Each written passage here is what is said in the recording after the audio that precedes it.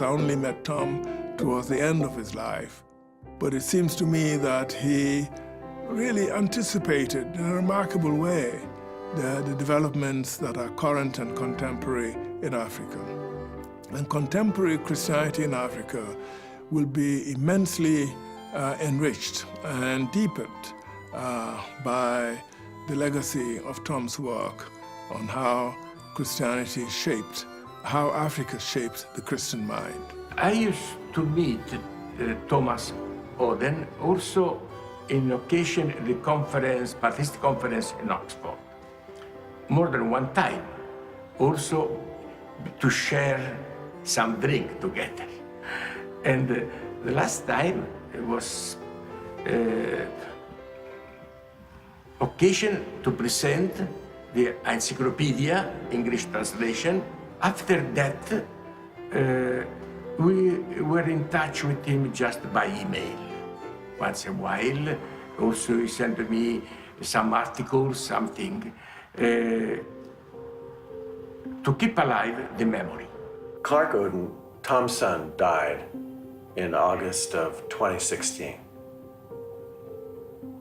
And I think that this was the beginning of the end of Tom's earthly life in some ways, because as the months went on, and particularly at our November board meeting for the Center for Early African Christianity, Roberta commented on this to me and probably to others, that it was clear to all of us that he was quieter at that meeting. He sat across the room from me. I could see that he was moving in a new direction, if I can put it that way. Well, the last time I saw him, he said, you know, it's getting harder to work.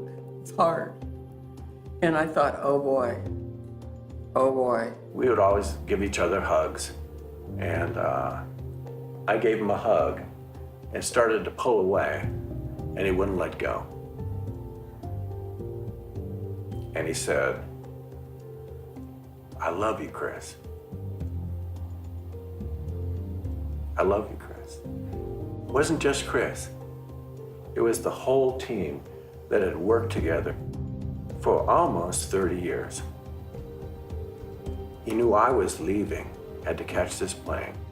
And I remember walking down that hallway in his home and looking back one time, and he was looking at me with a little wave, kind of a sad smile on his face. And then it was, I guess it was 2 months later, or maybe 3 months later, when I got the call from Mike that Tom had died.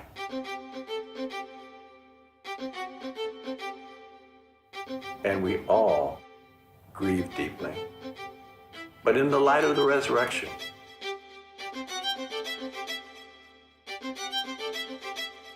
He never lost his love for the church fathers and for research.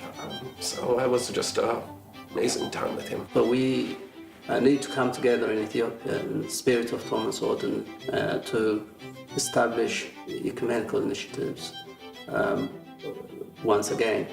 I knew one of God's greatest saints of the 20th century. I used to tell him he's Tom the Confessor. He's a confessor. He's not a martyr, he's a confessor. When you look at his life from beginning to end, a life that in many ways is a wonder about how God took a little image bearer born in Oklahoma City who had such an interesting journey. He would describe it as a journey back to orthodoxy, an interesting journey, who had the ability to gather people around him and communicate a vision both of the glory and wonder of Christ, the church, and also what we could do together. What we could do together. I remember Tom Oden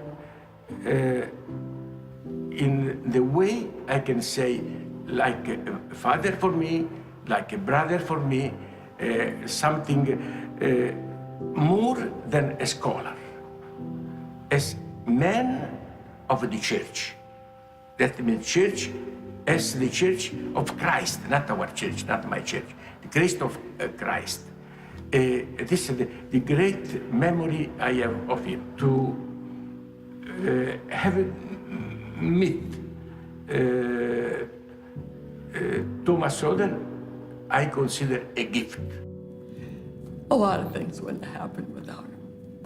And I'm really grateful I knew him. It's one of the gifts of God to my life. He is with the Lord, but he is with us here with all his thoughts and his kindness. He will always live